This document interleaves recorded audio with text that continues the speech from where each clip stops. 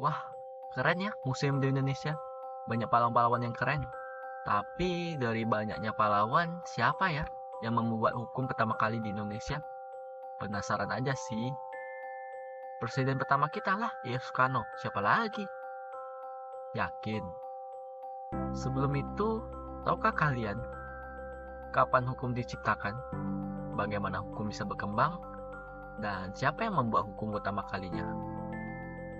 Pertanyaan ini sepertinya memang jarang buat banyak orang yang tanyai, bahkan mengabaikan sejarah hukum. Tapi beberapa dari kita semua juga pasti penasaran bagaimana hukum bisa diciptakan, hingga bisa berkembang sampai saat ini.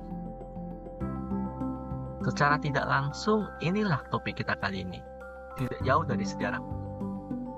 Pembahasan pertama akan menjelaskan tentang kapan hukum diciptakan atau dibuat.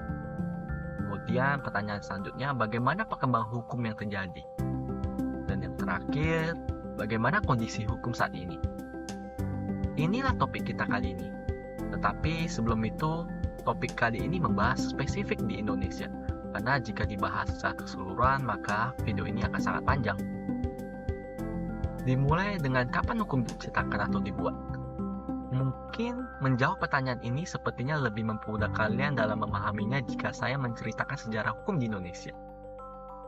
Suatu ketika, dilantarkan pada zaman dahulu kisaran 369 sampai 600 Masehi. Terbentuklah beberapa kerajaan Hindu-Buddha dan kerajaan Islam.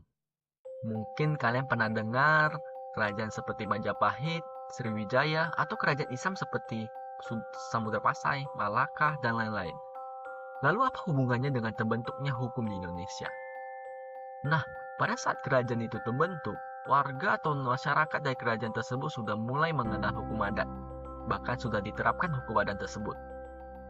Hukum adat inilah yang sampai saat ini berkembang terus-menerus. Hukum adat ini juga dipakai oleh kerajaan tersebut untuk menyelesaikan masalah-masalah baik internal maupun eksternal.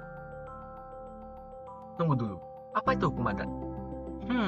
Secara singkatnya, hukum adat itu tercipta oleh karena kebiasaan masyarakat. Kebiasaan masyarakat inilah yang dijadikan hukum. Hukum ini disebut sebagai hukum adat. Bingung ya? Gini. Di suatu kerajaan sudah pasti memiliki masyarakat. Nah, masyarakat di zaman dulu disebut dengan masyarakat adat.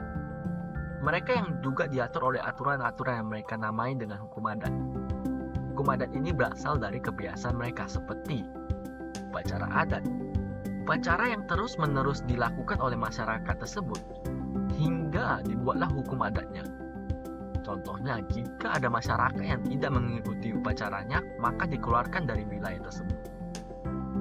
Begitulah penjelasan singkat tentang hukum adat. Mungkin di video lainnya akan menjelaskan spesifik tentang hukum adat.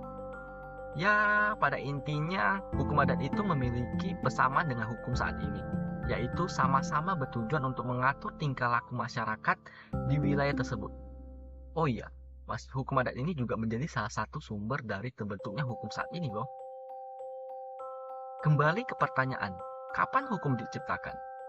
Ya, pada zaman tersebut yang tercatat dan dibuktikan pada saat itu. Tapi ingat, hukum ini terbentuk di Indonesia ya, karena setiap negara memiliki histori atau penciptaannya hukumnya sendiri. Lalu, bagaimana perkembangan hukum yang terjadi? Untuk menjawab pertanyaan tersebut, kita harus melanjutkan cerita yang tadi, yaitu sejarah terbentuknya hukum Indonesia. Setelah beberapa Masehi, zaman-zaman kerajaan sudah dilalui, masuklah pada abad 17 sampai dengan abad 20 yang dikenal dengan hukum barat. Pada masa tersebut tercatat dengan masa penjajahan VOC. Masa inilah diterapkan sistem kodifikasi. Sistem kodifikasi ini maksudnya adalah pengelompokan berdasarkan objek yang diatur. Contohnya seperti terbentuknya kitab undang-undang dagang, ada juga kitab undang-undang perdata, dan kitab undang-undang pidana yang biasa dikenal dengan KUHP. Kitab-kitab inilah yang digunakan oleh VOC untuk menyelesaikan masalah-masalah yang ada pada masa itu. Kesimpulannya dari sejarah hukum di Indonesia, jadi hukum yang sebelumnya masih bersumber dari kebiasaan masyarakat mulai berkembang terus-menerus hingga pada zaman VOC terbentuklah kitab-kitab yang kita kenal dan gunakan saat ini. Kitab-kitab ini juga yang menjadi hukum yang berlaku di Indonesia sekarang. Walaupun ada KUHP yang dibuat oleh Indonesia sendiri yang sudah berlaku, namun kitab dari hukum barat sampai saat ini masih digunakan. Bagaimana kondisi hukum saat ini? Ya, saya tidak bisa menjawab sepenuhnya bahwa hukum Indonesia sudah baik. Kondisi hukum saat ini sepertinya memang belum sempurna. Masih banyak hal yang harus diperbaiki. Bisa dilihat dengan banyaknya warga masyarakat Indonesia yang masih kurang setuju dengan KUHP terbaru. Walaupun sebenarnya sudah bagus jika Indonesia sudah bisa membuat UU-nya sendiri. Kita perlu untuk mengapresiasi hasil karya anak bangsa. Tetapi, jika kita lihat dari tahun ke tahun, masa ke masa, hukum di Indonesia yang diadopsi dari hukum barat atau biasa dikenal dengan civil law, aturan-aturan tersebut juga masih dipakai dan berlaku di Indonesia sampai saat ini. Jika ditanyakan bagaimana kondisi saat ini, menurut saya ya masih bagus-bagus saja.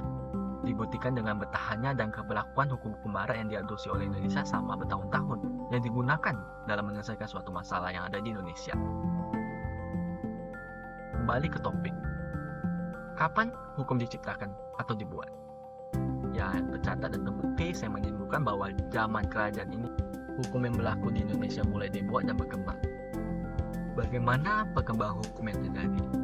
Secara singkat, ada beberapa inti hal yang mencakup perkembangan hukum di Indonesia. Mulai dengan masa kerajaan, kemudian mulai berkembang hingga ke masa penjajahan VOC, terjadi perubahan yang spesifik seperti munculnya kitab undang-undang, dan setelah beberapa tahun hingga saat ini masih digunakan dengan beberapa revisi untuk menyesuaikan zaman. Bagaimana kondisi hukum saat ini? Menurut saya baik-baik saja selagi hukum itu masih digunakan dan perlu untuk disempurnakan. Mungkin seharusnya juga bisa lebih mewakili suara rakyat. Jika video ini berguna bagi kalian, jangan lupa untuk like dan subscribe. Terima kasih.